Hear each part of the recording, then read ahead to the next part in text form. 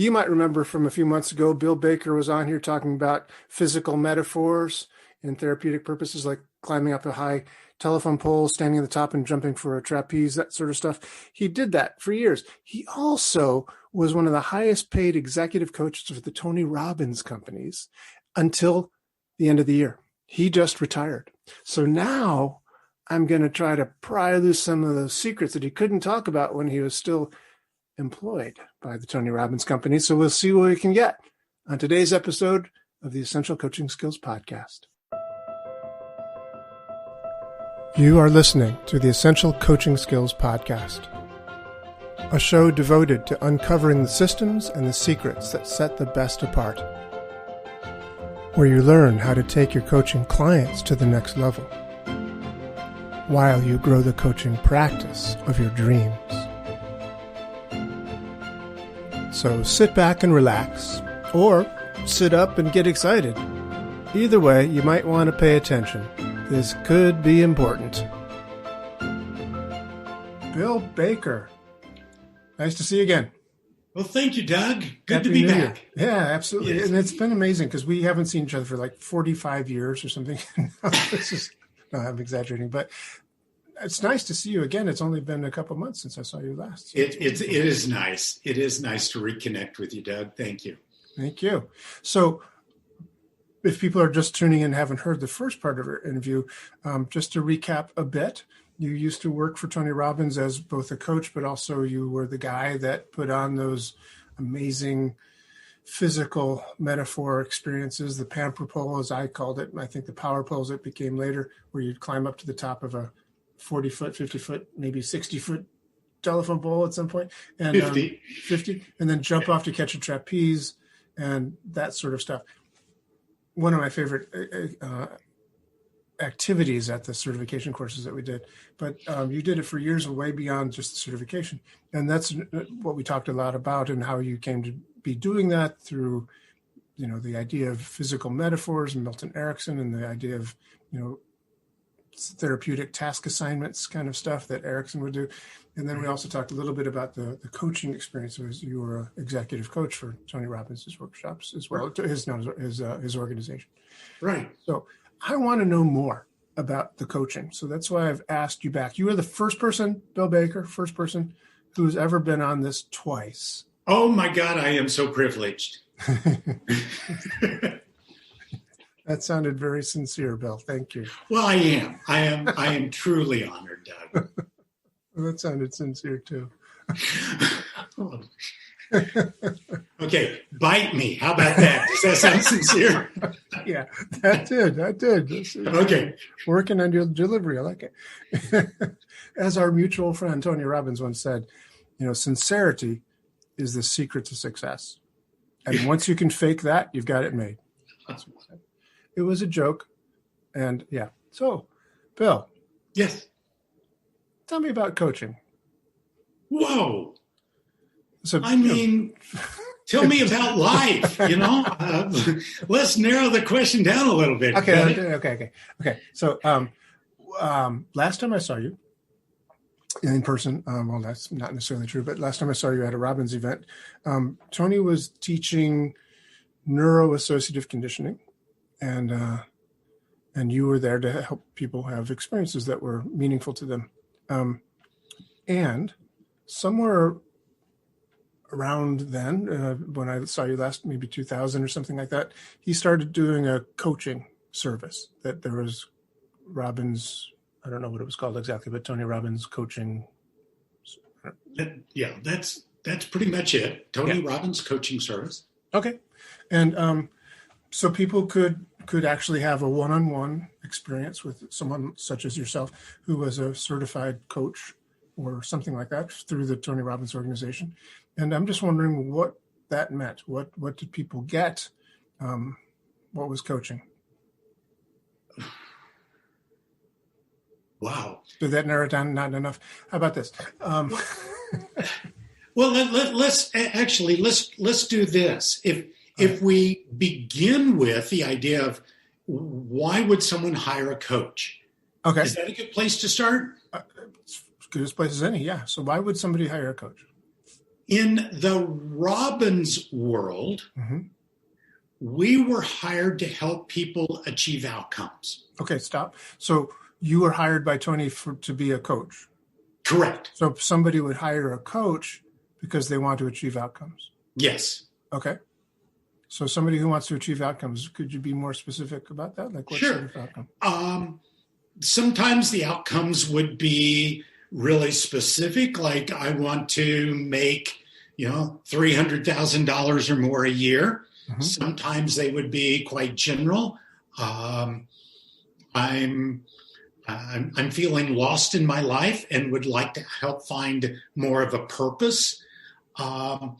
The direction of coaching, obviously, well, I shouldn't say obviously, but from our perspective is to clarify what those outcomes outcomes would be that individual was seeking, what the obstacles were that were preventing them from getting them, and in ways available to us through the training we received prior to being hired by Tony's organization, use the tools and techniques of coaching to add additional resources in order for them to find solutions to the situation they were looking to solve. Okay.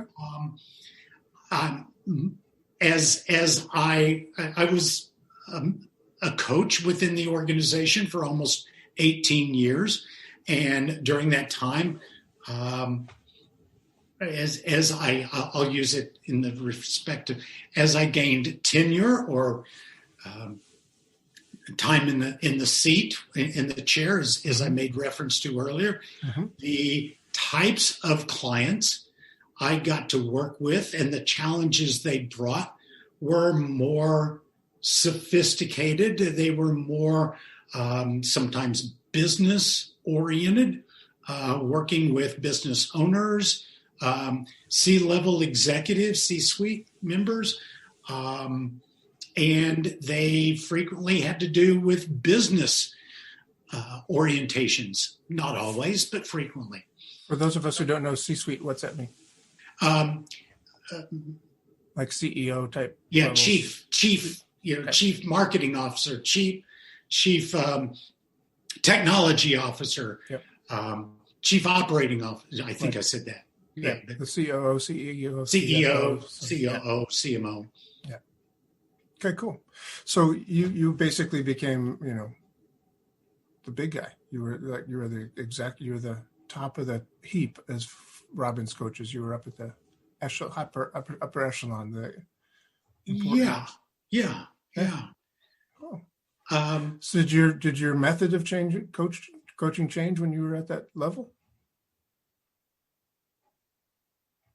No, I had to stop to think, because while there were changes, it had more to do with the content and not the process. Interesting. Wow. So tell me about the process.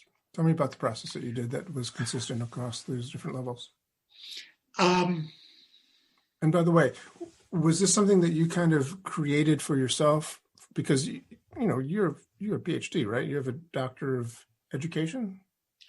I've got a doctorate of education, so it's an EDD technically. Okay. It's in applied behavioral studies, which is the how and why people behave the way they do. And how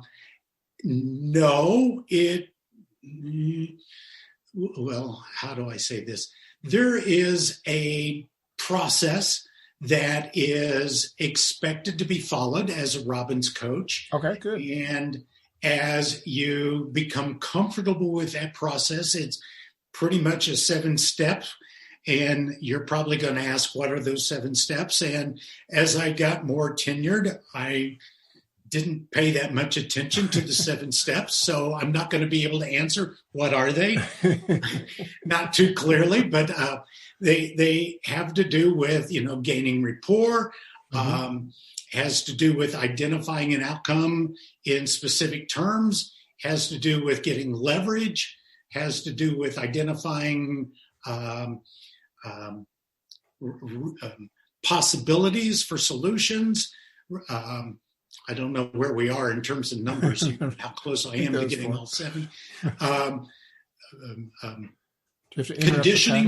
Conditioning the new responses.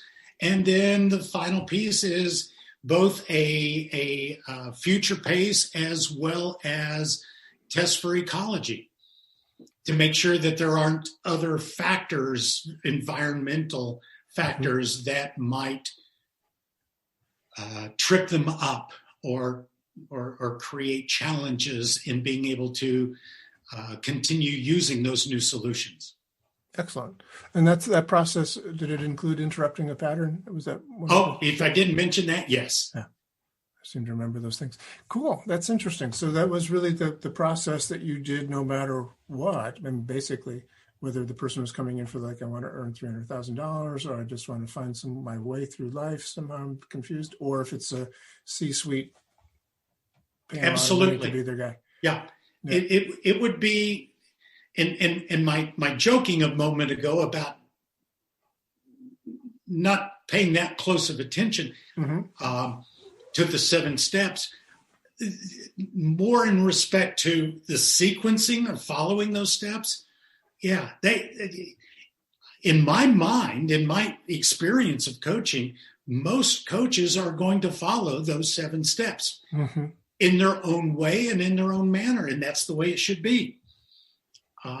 So I got pretty loose in the manner in which I would touch and make sure each of those 7 steps were completed, and didn't follow any kind of sequence. Gotcha. So it became sort of more organic and organic. Yes. Yeah. Gotcha. Cool. Interesting. So just for the sake of our listeners' edification, you are actually retired now from the Robbins world. That is correct, Doug. I retired as of the end of 2020, and it's kind of nice. The freedom that I now feel, as well as I was laughing with you just a few moments before we started recording. It's like I literally feel like I've been as busy, if not more so, than when I was working. So if you were to ask me doing what, it's like, other than reorganizing my office, I don't really know. Well, it sounds like that was a pretty big project of reorganizing. Got rid of everything there and cleaned it out and put new stuff in. It's altogether different. Yes. Yeah, that's pretty big.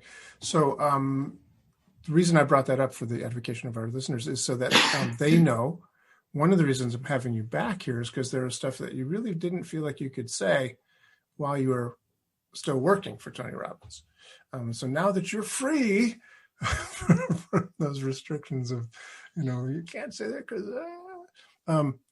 what do we get to know now, Bill, that you couldn't tell us before? What's some of the inside dirt, or? Spill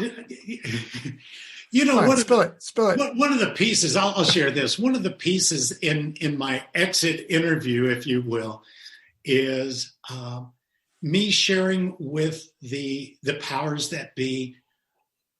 Altogether, I worked with Tony and his organization for 30 years, Doug. And yeah, there were some difficult times. I think that exists, and it's not a result of any specific disagreement or any challenges I had. It's more of a looking back at those 30 years, and it was a wonderful ride. I thoroughly enjoyed working with that organization and representing Tony in the work that I got to do. I was in positions in those years of being able to really have a wonderful impact on literally thousands of people. And that's what life is about for me. If I didn't share it previously, my personal mission is to have as much fun possible helping make dreams come true. And that was what I was tasked to do. how do you help people make their dreams come true? Woo, I got to do that every day. So it was a wonderful ride. As time went on and as my proximity to retirement and retirement age and viability, financially viability within retirement became closer and closer, I yearned for more freedom. And that to me is what being retired has given me. Not that I was bound or had golden handcuffs or anything of that sort, but it's now free to do what I wish and how I choose to spend my time. Yes, oh, that's good. It's good. So yeah, it's beautiful. It's a nice mission statement. When did you come up with that? To have oh my God, 15 years ago, I suspect. Thank you. It served me really well. It's on my business card. It's when I start off with to have as much fun as possible. It always brings a smile to my face and whoever I'm sharing it with. It feels good. It really does describe what I see my life's purpose has been, whether it's as a husband or as a father or a friend or a coach. It's to help make dreams come true. Well, what's really interesting to me about that is that in my work doing the sleight of mouth that I learned from Robert Dilts, is that one of the things I learned it concurrently. So I'm not sure if that's specifically attached to it or not, but Robert Dilts has these logical levels of stuff. So at the what I usually teach is there's environment at the lowest level, then behaviors at the next level, capabilities after that, values and beliefs after that, and then finally the identity. But Dilts went further than identity being the top logical level. He went to mission being So I'm curious, did you consciously set out to create that mission? And question number two is, because it has been such a guiding light for you, and that's what missions do. It's in all sorts of different contexts. Is that part of your coaching? Do you get other people to create a mission for themselves? Is that part of your coaching process? Boy, those two different questions. Second one, the answer to the second question is no, not necessarily. Does it become a part of my coaching process? If the person is approaching coaching like the one I mentioned, I don't know what my purpose is. Absolutely, that becomes a piece of it. Right. If it's more achieving a tactical type of, or even a strategical outcome, not necessarily. Okay. Does mission statement, purpose statement have relevance to it? How I got that, or the process, the first question you asked, absolutely, it was very intentional. I have a memory of sitting in the basement of a friend's house. He and another friend of mine, both of them very skilled facilitators, with the express purpose of helping Bill identify his mission statement. And we spent an entire afternoon with a flip chart and went through an entire chart of identifying what words create a sense of emotion, what outcomes do I really cherish getting to be a part of, and in what ways do all of those start to blend together. It was a beautiful process. Sounds amazing. It actually occurred, my best guess would be 15 years or more ago. And it's followed me through different cycles of my life, I guess. Yeah. Wow. Very cool. Do you know if that's part of Tony's Date with Destiny? It's been so long since I've done that. Yes, it is. Finding a mission statement, purpose statement, and he will use those terms interchangeably, is a significant part of the program Date with Destiny. And in my opinion, as it relates to that particular program, a very, very valuable piece. Mm-hmm. Yeah. Seems like it'd be tremendous. How would you be able to know what your destiny is if you don't have a clue of what your mission needs to be or whatever? Yeah. But you didn't go through Date with Destiny in order to find your mission statement. That was a different process. You did it in someone's basement with their guidance. Correct. I'm trying to put the pieces together. I attended my first Date with Destiny. I believe it was in 1990, and still have the notes from that. Yeah, really? I do. I review them periodically, as well as subsequent events that I've attended in that same program. The mission statement I've shared with you is not what came up for me at that program. Mm-hmm. It wasn't as that mission statement. I'm not even going to be able to recall what it was, but that mission statement wasn't as encompassing, wasn't as fulfilling as I feel this one now is, and how it serves me now. Wow. So interesting that you still have the notes from 1990 and that you refer to them. I probably have them, but I haven't referred to them in a long time. In fact, I've got boxes of Tony Robbins of manuals from 1985 to 1995, I think. But I really should do something with those things. They're just sitting out there in the shed. Anyway. Yeah, that might be something worth taking a couple of weeks to go through, right? Yeah, I've gone through them. It's like, I can't throw this away. I've gone through a few of them. A few of them are gone, but there's a lot of notes in there. I'm sure. Yeah. So that's so interesting. So when you have done it with other people, when you said that sometimes that you do it with people because it seems to be necessary for their thing, is it a process that you do in a day? Is it a process that you do over a number of weeks? Are coaching sessions, when you do them, limited to a certain amount of minutes? Is it a 45-minute call? How does it work? Well, the way the packages are created are based on however many. No, I'll back up. They're based on 3 30-minute calls in a month. And within Robbins, you buy different packages, 3, 6, 12, 18-month packages.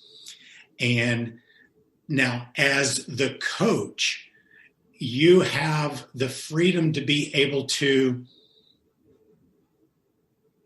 use those minutes in ways that you and your client agree. I would have some clients who, based on their communication style, they're very deliberative and thinking and like to take their time. Mm-hmm.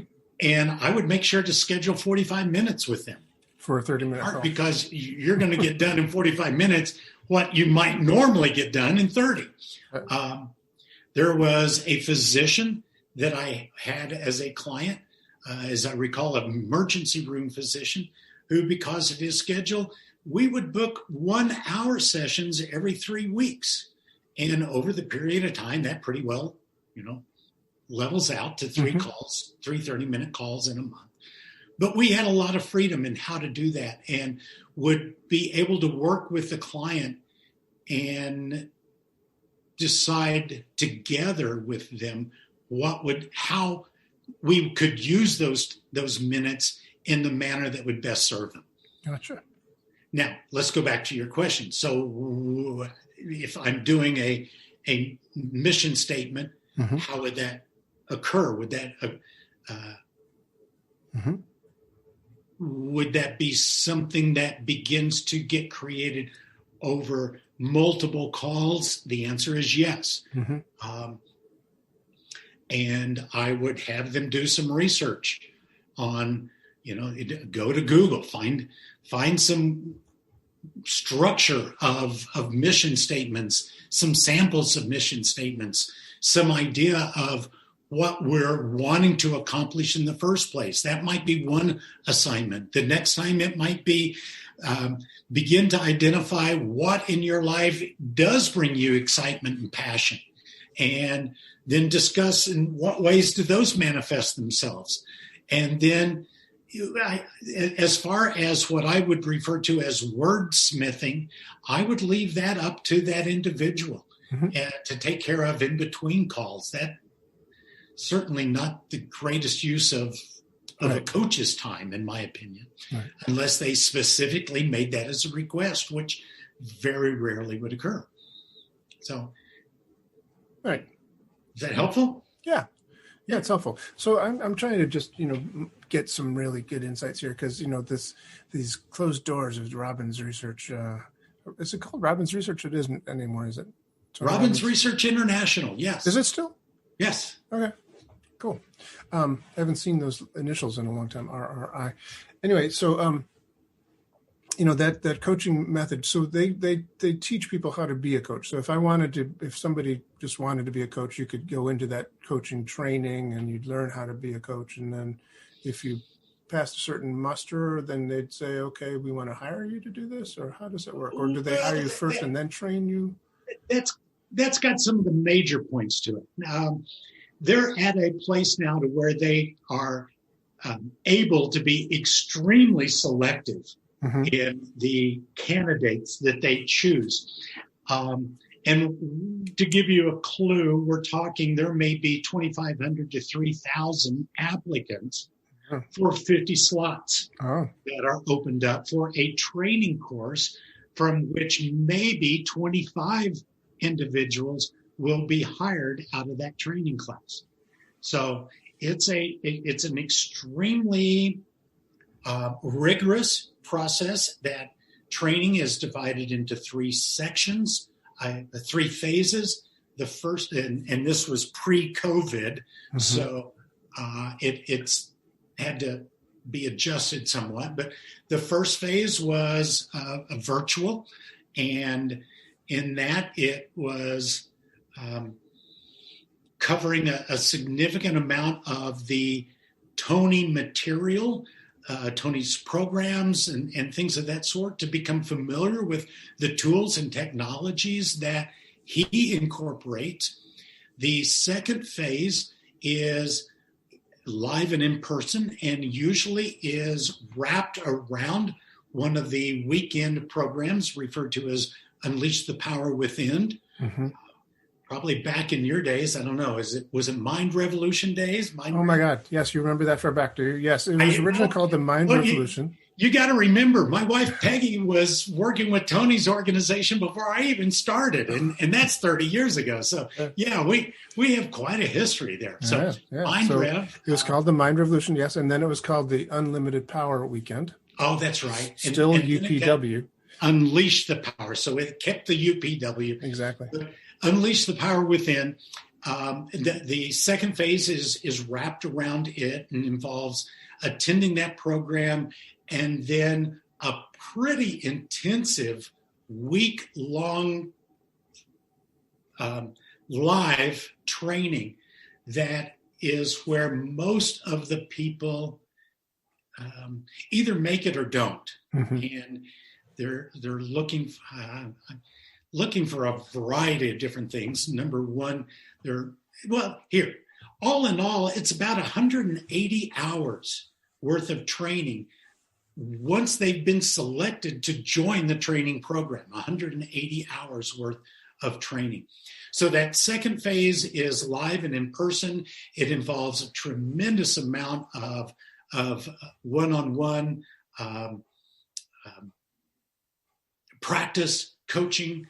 The third phase then is when they begin to get assigned a few number of clients and have some very rigid mentoring that goes along with serving those few clients. And as soon as that mentor checks them off and saying, yeah, they're good to go, they officially become hired. So that's the technical process. Part of the criteria And as a result of now being able to be so much more selective, one of the criteria now is familiarity as before you even go in with Tony's tools. It would serve you if you've been coached by either a coach in the Robbins organization or someone who can be verified that you've been in the coaching environment. So you've been a client, and ideally ICF certified. Oh, really? So they aren't looking for rookies. They are bringing in individuals within the organization who, for the most part, already have a significant amount of coaching skills and are just now looking to add the Tony tools and materials to their bag of tricks. Gotcha. Interesting. I did not know that they were ICF certified, most of the people there. Yes. Are they all? Is that a requirement now that everybody has to, the new hires at least have to be there? I'm hedging on saying whether it's required.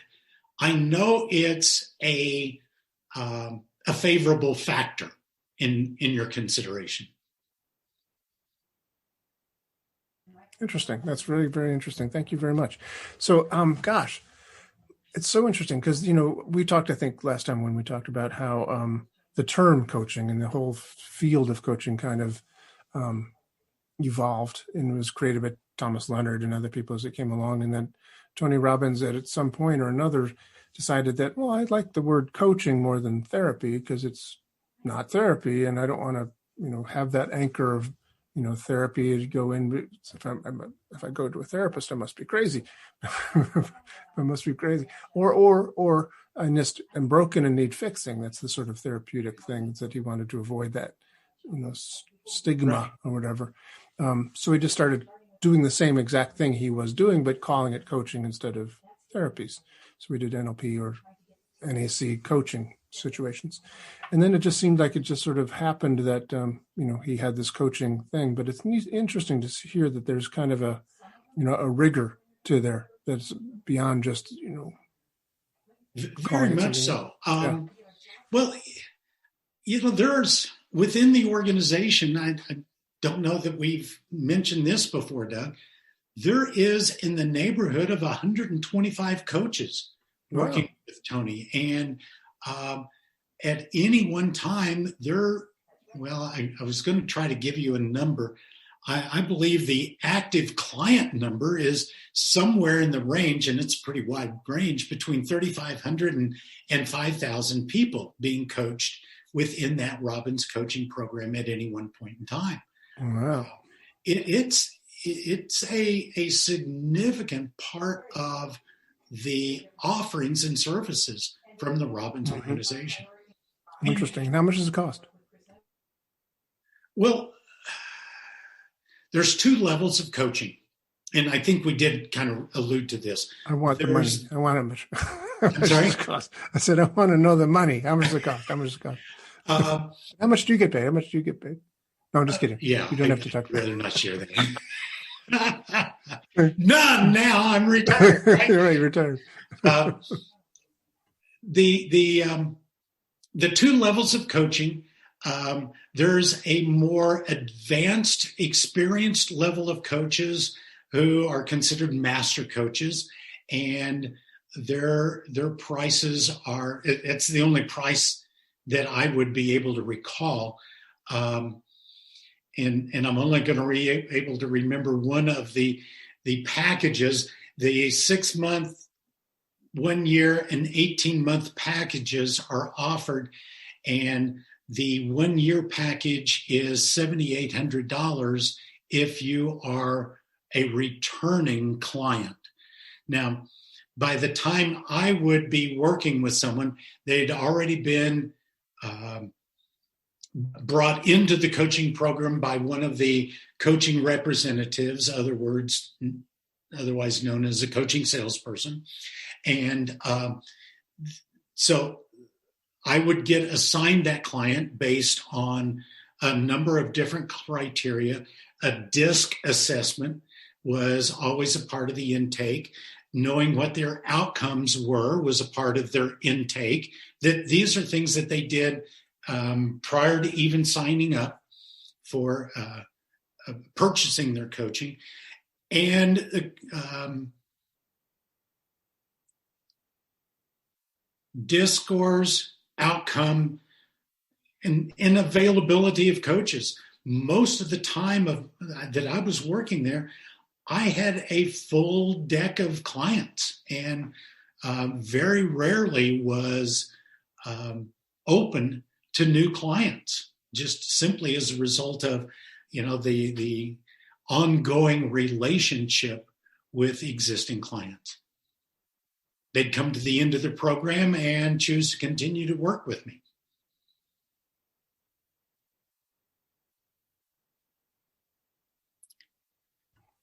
So thank you, Bill. Thank you for all that. I know that you can talk about this now because you are retired and no one can fire you at this point. But no, that's good. Thank you. And it is also, of course, it makes sense that people would want to continue because it's really valuable. Coaching really works. And when people get started in it, they recognize the value and it's really worth every penny. So I can certainly imagine why they would want to continue, especially with someone as good as you are at this, not only because of your skill, because of who you are. Well, my skill did have something to do with it. Oh, too. yeah. But both. Just checking to make sure we got that clarified. I mean, I'm a great guy and yes, highly skilled, incredibly trained, experienced, been in the seat for years. But seriously now, folks, yeah, of course. So that skill set. So we've talked about this before. We talked about this. This is the Essential Coaching Skills podcast. Yes. So speaking of skills, what do you think is really essential? If somebody wants to be not just good at coaching, but somebody who really can get to the heart of the matter, find out what specifically, because the DISC is interesting. Did you, as the coach, find a lot of value in that DISC assessment when people went through that, or was this just kind of a formality? Yes, I find it quite valuable. Yeah. Now, honestly, though, could you just, for the sake of people that don't know what you're talking about, what does DISC is an assessment, a personality assessment, and it measures 4 different areas of behavior, and they have to do with directiveness or dominance is the D. I stands for influence, the social nature. The C has to do with stability and the environment, the degree to which they like a stable environment. And the C has to do with conventions. And I usually think of that as structure. The more highly structured, the higher the C score would be. And I don't know if this is true for all DISC assessments. The ones we used not only gave us assessments in those 4 areas, but it also gave us feedback on, they called it values, and I don't know if values is the term I would necessarily use to describe it, but 7 or 8 other criteria that, for me, the DISC gives me information about what that person's behavior is like, and this other values assessment tells me more about why they behave that way, which, quite as you can imagine, with someone with the background I've got, applied behavioral studies, the how and why people behave the way they do, I'm much more concerned and interested in why they behave the way they do, so much as the behavior itself. That's pretty easily recognized. Right. So I would say that second piece, the values piece, is where I would put more attention. And it would give me information more along the lines of, does this person like to be in control of situations? Are they someone who needs to get a significant amount of return for their investment of time or money? Are they altruistic? To what degree is that drive their behavior? So a variety of different values along those scales that I found extremely valuable. Okay, cool. So would you consider that to be essential? In other words, if a person such as myself, let's say I have a coaching practice, so if I wanted to up my game and do better at coaching, should I start to incorporate the DISC and the values assessments as introductory tools? I don't know that I would go so far to call it essential. And I say that because of two factors. Number one is if someone like yourself is really observant about people's behavior, those are things that you would be able to be picking up from in their description. It may take a little longer, so time efficiency is the second element or factor. I think it gives me information in a much quicker manner that would otherwise take me a bit longer to collect on my own. But most people who have an experience in some personal relationships area, like coaching or therapy, or pretty much even being a really good friend of sorts, is going to be observant enough to be able to pick some of these things up, given the amount of enough time to be able to recognize them. So I don't think of it as essential, valuable, but not essential. Okay, good. Yeah, I'm assuming that for me, as an example, with the essential coaching skills that I think are essential, I was teaching an NLP class recently online where I was teaching the meta model from NLP. And to me, that is essential. I mean, to be able to ask good questions, to be able to ask focused questions that get details and specifics out of a person that have been deleted or distorted or generalized. We retrieve that information and we get very, very clear because of the ability to ask those questions. And I also think that those kinds of abilities, those ability to ask those questions, often get the kind of information that you're talking about from the DISC and from the values elicitation, et cetera. But I can certainly appreciate that the time factor is one. So if I can sit down with a coach that I've never met before and a coach client that I've never met before and have in front of me these assessments they've already spent the time doing, and it gives me this list of these, oh, that's an interesting value. So I can expect this kind of behavior from that sort of value.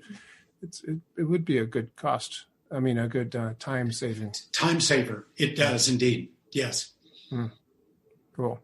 Interesting. So I'm assuming that all the Robbins coaches have to learn how to. That's a part of that 180 hours. Yes. Right. Interesting. Thank you.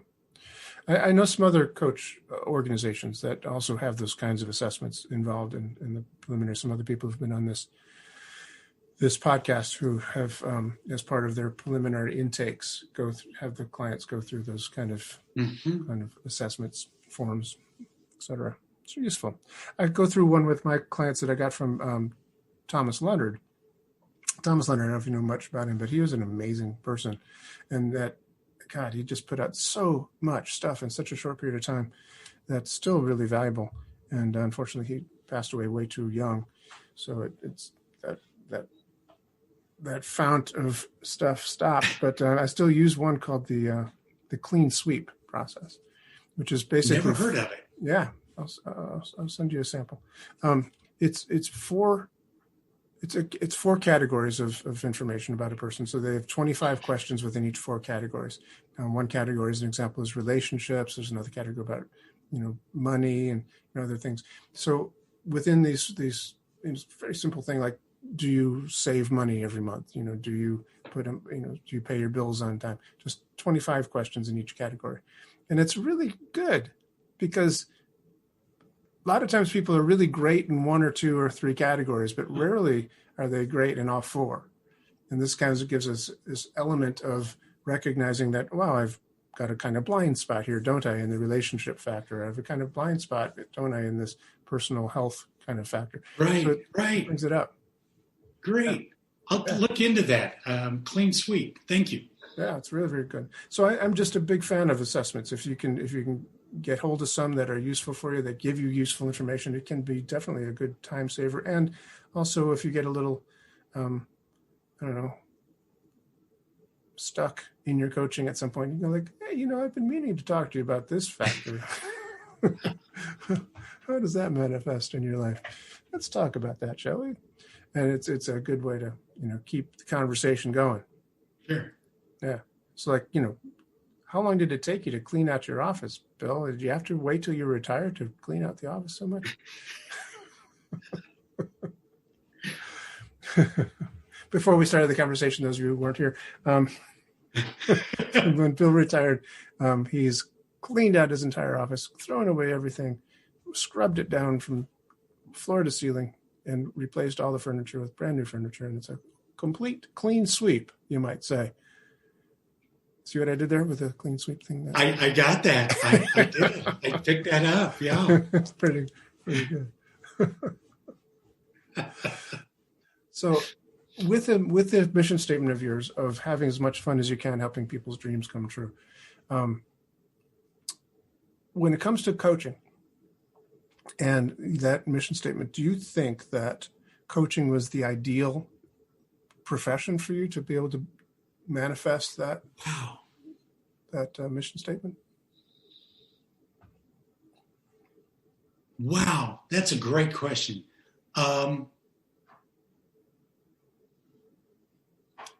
It seems to have been for me. I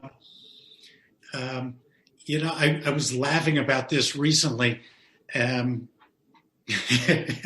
As I was going through some of those files that I just recently cleared out, I ran across something that I had was required to put together prior to being accepted in my doctoral program. And that was what my career aspiration was going to be. And I had this dream of being a nationally sought after therapist and public speaker. And as I was, that's one of the pieces in it. And as I was looking through there, the realization that I had an opportunity to go that therapist route.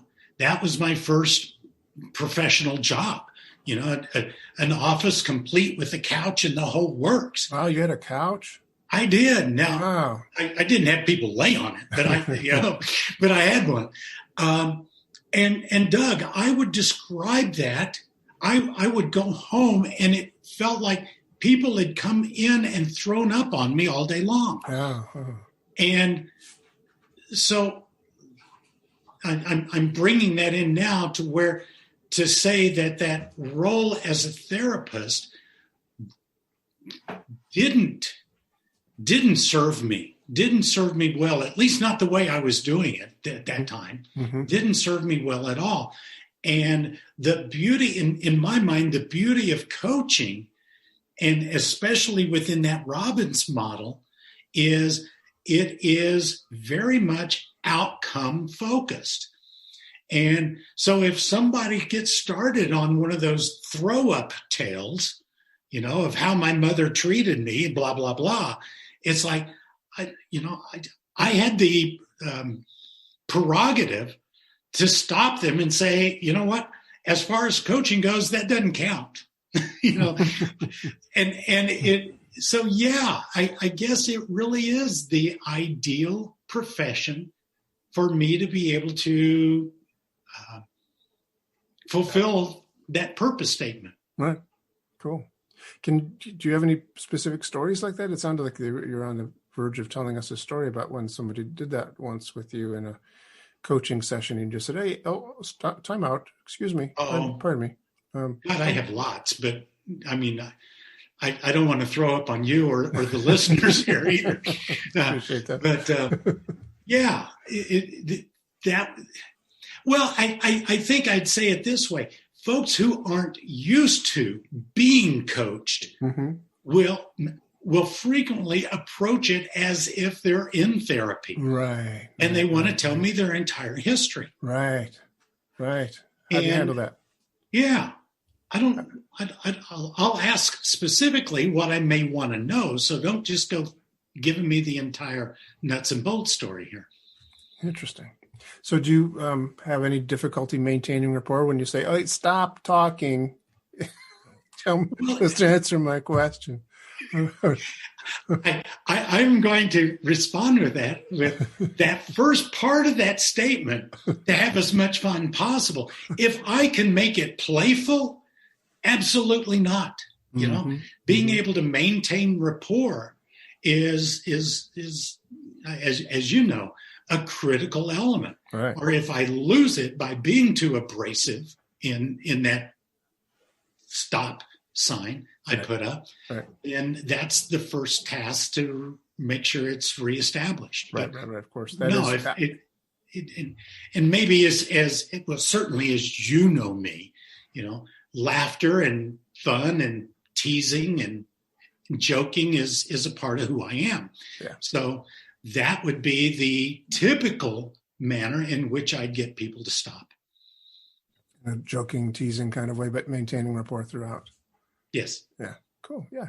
And yeah, I think it's really safe to say that maintaining rapport is an essential coaching skill. Yeah. Yeah. If we were to stop and say, of all the essential coaching skills, that is clearly, I think, number one. I don't know if you'd agree. Agreed. Yeah. Agreed. Cool. Excellent. Oh, this is very, very, very useful. Thank you, Bill. And happy retirement to you. I know it's a big change, but do you think that you would still do coaching privately now that you've, officially retired from Robbins? Are you still holding out a shingle, putting out a shingle for? I am. I've kept my website active, my personal website active. What is that again? www.lead-on.com. So lead-on. Lead on. Lead on.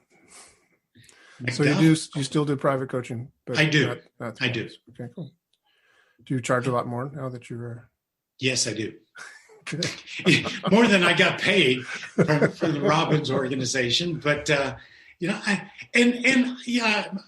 just a fun story. If you have a few moments, yeah. I've got a daughter, 27 years old, and she was kind of initially going down the initial career path you pursued.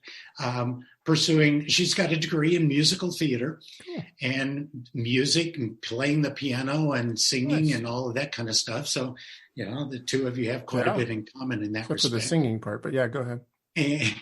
And she has, over the last 2 years, decided in fact, made the decision the day that she had opening night in her first starring role, that rather than being an actor, she wanted to serve folks in the performing field as a coach.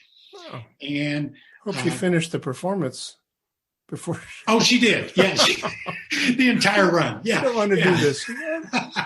I've changed my mind. And I don't know where we got started with this, but the conversation in respect to the difference of charging the working within an organization, which is what she's doing, not the Robbins organization, but a high-tech firm, and is offering them and their employees her coaching services. Oh, cool. And the realization that within an organization, you don't have the same cost of marketing and billing and all of the other features that are involved in your private business, personal business, and therefore are able to charge considerably less as a result of not having to bear those expenses. I am not actively going out and seeking new clients. If someone were interested and reaches out to me, I am more than willing to discuss with them, see if it's something that it would be a good fit for. And yes, a realization that now I get to do my own billing to whatever extent I choose to keep up my website. That's now cost I bear. So yeah, I charge more now. Well, that is actually a really good point, and we are getting close to time, so maybe I'll have you back for part 3 at some point. But oh my goodness, I don't know. Can I take you again? Well, I'll buy you a beer. Okay, I'm cheap. But seriously, the idea that when we are self-employed, we have a lot more hats to wear than we are if we're in an organization where you drive to work and you get there at 9 and work till 5 and then go home. Whether it's driving, of course, nobody drives at this point in time, but metaphorically speaking, you go to the office, you do your job, you come home, you're done. When you're an entrepreneur, when you're self-employed, it is not the case. You work a lot, and who does the billing? You do. Who does the advertising? You do. Who does it's all you.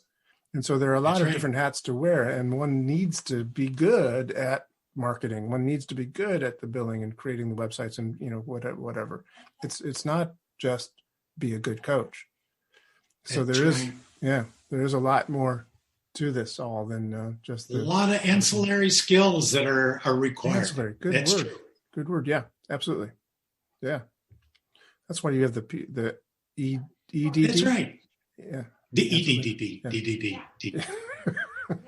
Do you suffer yes, from EDD? Doctor of Education. EDD. Good.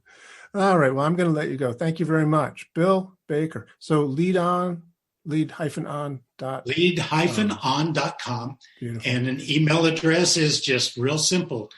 billbaker@lead-on.com. Very nice. Thank you, Bill Baker. You're welcome. Enjoyed it. This has been the Essential Coaching Skills Podcast. Thank you for being here. It's a pleasure seeing you again. Hope to see you again real soon. Come back next week when we have another gripping and exciting episode of the Essential Coaching Skills Podcast. And if you want to, you can find out more about us, each and every one of us, at essentialcoachingskills.com. Thanks.